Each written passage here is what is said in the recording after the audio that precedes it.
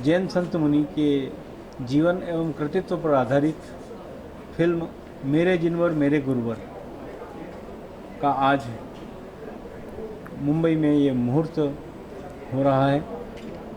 आचार्य विद्यासागर जी एक साउथ से बिलोंग करते हैं और उन्होंने हिंदी को अपनी मुख्य भाषा बनाया और आज हिंदी को उन्होंने मातृभाषा के रूप में अपनाने की बात कही है, जो कि हमारे राष्ट्र चिंतन का विषय है। आचार्य श्री का कहना है कि इंडिया एक हमारे लिए ऐसा शब्द है जिसमें हमें अंग्रेज़ों की स्मेल आती है, तो क्यों ना हम इसे भारत ही कहें। और आचार्य श्री भारत कहो इस पर जोर दे रहे हैं। गरीबों के लिए आचार्य श्री गौ सेवा का संकल्प देते हैं, कैदियों के लिए हथकरघा का कार्य करते हैं। ऐसे जो राष्ट्र चिंतन के विषय हैं, उन विषयों को लेकर के आचार्य विद्यासागर जी के कृतित्व एवं जीवन पर यह आधारित फिल्म है, बायोपिक फिल्म है। इस फिल्म को नाथ मूवीज़ के बैनर पर बनाया जा रहा है और विवेक रिचर्डसन इसके म्यूज़िक डायरेक्टर हैं। दिनेश जैन ने इसके गीतों को लिखा है और शकुंतलम स्टूडियो मुंबई के सहयोग से यह फिल्म बनाई जा रही है। सुन आर्टिस्ट के बारे में जानना चाहेंगे, मेरे जीवन मेरे गुरुवर, ये टाइटल किस तरह से आपने डिसाइड किया? हाँ, आचार्य श्री विद्यासागर जी को आज जैन संप्रदाय ही नहीं वरन विश्व के कई लोग ईश्वर के रूप में देख रहे हैं। तो गुरुवर तो वो पूरे भारत के पूरे विश्व के हैं ही, लेकिन जैन संप्रदाय के लोगों के लिए वे भगवान स्वरूप हैं। आज के आधुनिक काल में यदि कली काल में यदि कहीं भगवान है तो आचार्य श्री विद्यासागर जी हैं। तो जिनवर शब्द ईश्वर के लिए काम में लिया गया है और गुरुवर तो हम सब के हैं ही, इसलिए फिल्म का टाइटल मेरे जिनवर मेरे गुरुवर। कौन आर्टिस्ट इस फिल्म में थोड़ा जो अभिनय कौन करेंगे विद्यासागर जी का? विद्यासागर जी का अभिनय नवतेज सिंह नाम के बॉलीवुड के आर्टिस्ट हैं, वे भूमिका अदा कर रहे हैं और यह अपने आप में बहुत उनके लिए प्रतिष्ठा का अभिनय है कि वे दिगंबर अवस्था में आकर के और जनता के सामने अपना अभिनय प्रस्तुत कब तक शुरुआत हो जाएगी ये? सर, ये स्टार्ट टू एंड प्रोजेक्ट है और आज मुहूर्त है, लगभग 2 दिन बाद से फिल्म आरंभ हो जाएगी। एक फिल्म बायोपिक है, तो फिल्म में इस तरह से थोड़ी लिबर्टी ली जाएगी या जो रियल स्टोरी को पहलू मतलब बचपन से दिखाया जा रहा है? हाँ, आचार्य श्री के बचपन से, क्योंकि लाइफ का जो यू टर्न है वो अमूमन 1 सेकंड में तो आता नहीं है। ईश्वरीय तत्व जो व्यक्ति के अंदर होता है वही डे टू डे उसे उस लेवल तक ले जाता है कि वे सांसारिक मोह माया को छोड़ करके और इस अवस्था तक आ सकें। तो आचार्य श्री के बचपन में ऐसी कई घटनाएं घटित हुई हैं जो उनका सांसारिक मोह माया से वे दूर रहे हैं। तो उन घटनाओं को पिरोते हमने ये छोटी छोटी घटनाएं गौ सेवा के लिए आचार्य श्री ने गायों की जो तस्करी होती है उसके लिए रेलवे स्टेशन पर बिल्कुल अपना ब्रेकडाउन कर दिया था, आमरण अनशन पर बैठ गए थे और गवर्नमेंट को झुकना पड़ा। वो ट्रकें वापस जब्त की और गायों को स्वतंत्र किया और उनके नाम पर, आचार्य श्री के नाम पर दयोदय एक्सप्रेस रेलवे विभाग ने आरंभ की है। सर इस तरह की एक डॉक्यूमेंट्री पहले भी बन चुकी है। हाँ सर। हाँ डॉक्यूमेंट्री जो फिल्में बनी हैं वो उनमें अभिनय नहीं हो पाया है किसी कलाकार द्वारा, और एक समाज को जो संदेश जाना चाहिए वो संदेश उस फिल्म के माध्यम से नहीं आ पाया है। इसलिए यह एक लार्ज स्केल की मूवी है।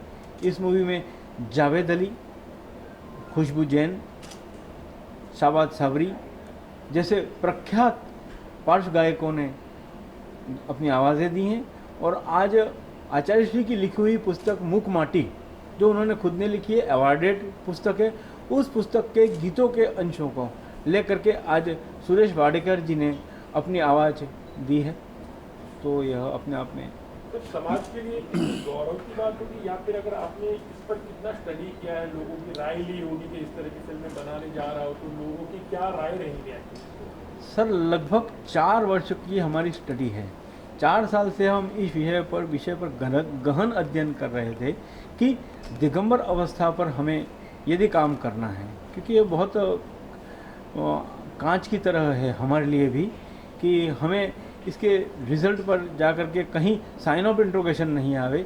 इसलिए हमने जैन संतों और जैन आर्यिकाओं, माता जी जो भी इनके धर्म के, उन सब से बहुत विचार विमर्श और डिस्कशन करके और उस लेवल का काम किया कि हम एक ठोस काम दे करके और समाज को एक नई दिशा देने की आज फिल्में बन रही हैं, बायोपिक बनी हैं, लेकिन जिसने समाज को दिशा नहीं दी, जिसने समाज को तोड़ने की बात करी, जो समाज में दुर्व्यसन फैला रहा था, ऐसे व्यक्तित्व पर भी बायोपिक बनती है, तो उस व्यक्ति पर बायोपिक क्यों नहीं बन सकती जो समाज को एक नई दिशा दे रहा है, समाज को एक चिंतन दे रहा है और गरीबों के लिए काम कर रहा है।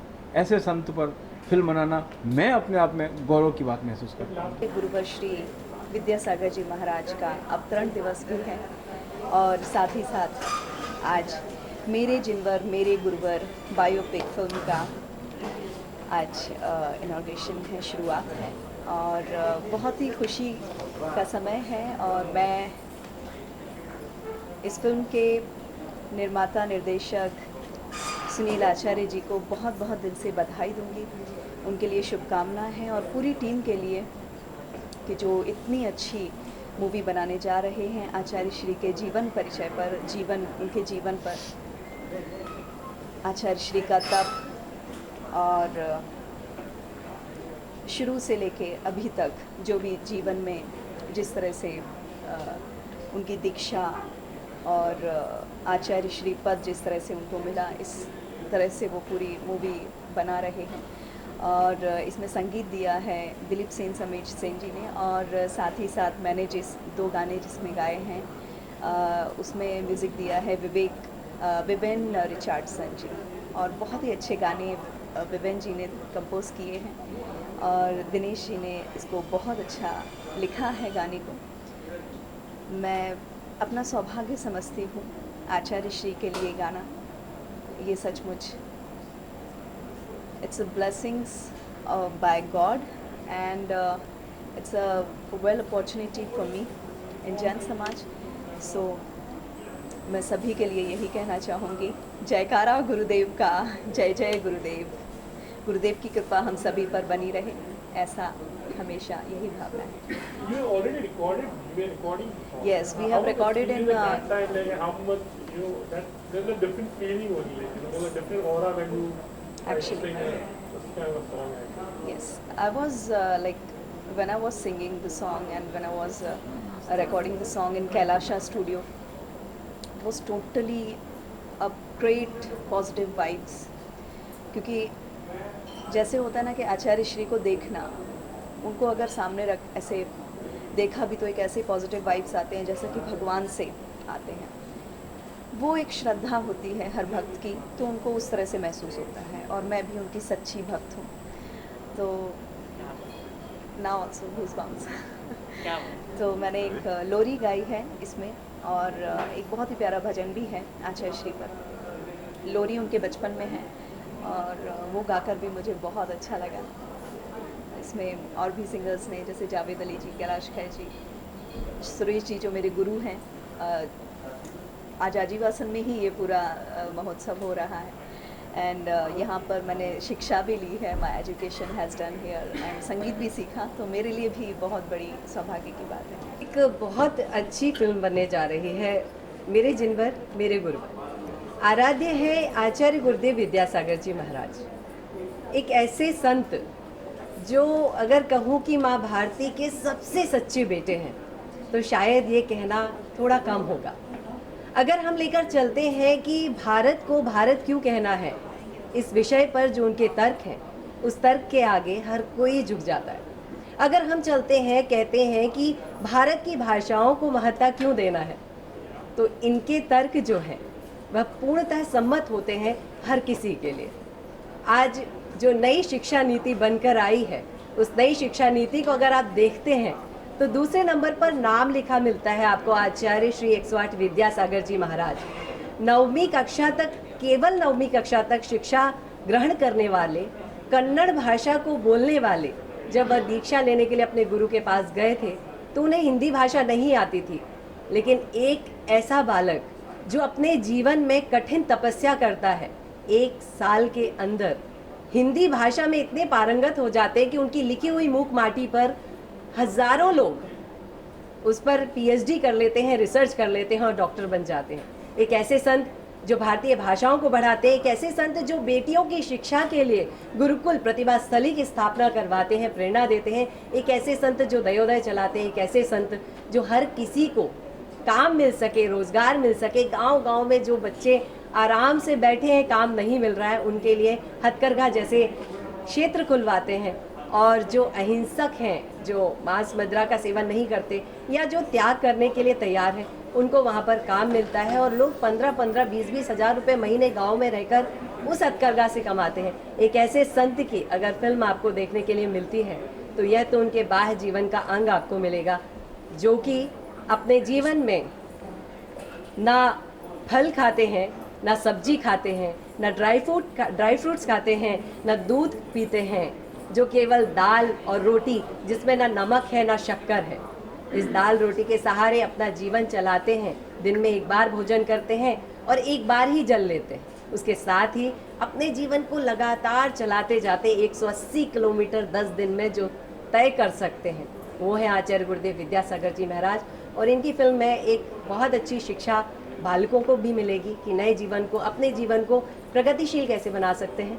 इनके जीवन को देखने के बाद आध्यात्मिक रूप से भी शिक्षा मिलेगी। इनके जीवन को देखने के बाद भारत को भारत बनाने की, स्वर्णिम युग लाने की जो शिक्षा है, वह भी हमें मिल जाएगी।